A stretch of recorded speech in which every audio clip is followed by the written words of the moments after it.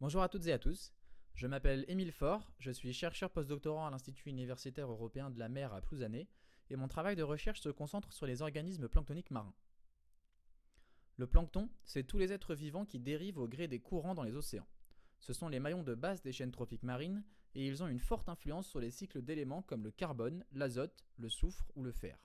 On estime par exemple que 50% de l'oxygène que l'on respire est produit par les micro-organismes planctoniques via la photosynthèse.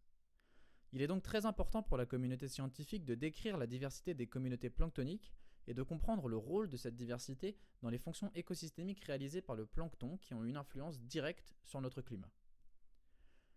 Les récents progrès des techniques de séquençage ADN ont permis au cours des dernières années d'obtenir l'ADN de communautés planctoniques dans les océans du monde entier. Ces données ont permis de quantifier la diversité planctonique de manière globale et innovante, et un défi majeur est aujourd'hui de faire le lien entre ces données massives et complexes, le rôle du plancton dans les écosystèmes et la potentielle évolution de ce rôle dans un contexte de changement climatique. Pendant ma thèse, effectuée au Muséum national d'histoire naturelle de Paris, j'ai mis au point une méthode permettant de prédire le contenu ADN de communautés planctoniques en se basant sur le contexte environnemental. Cette méthode ouvre la voie à une meilleure compréhension de l'impact potentiel de changements de conditions environnementales sur la diversité des communautés planctoniques et leurs fonctions essentielles dans les écosystèmes. C'est donc un premier pas vers l'utilisation de modèles statistiques centrés sur les données pour prédire les communautés planctoniques de demain.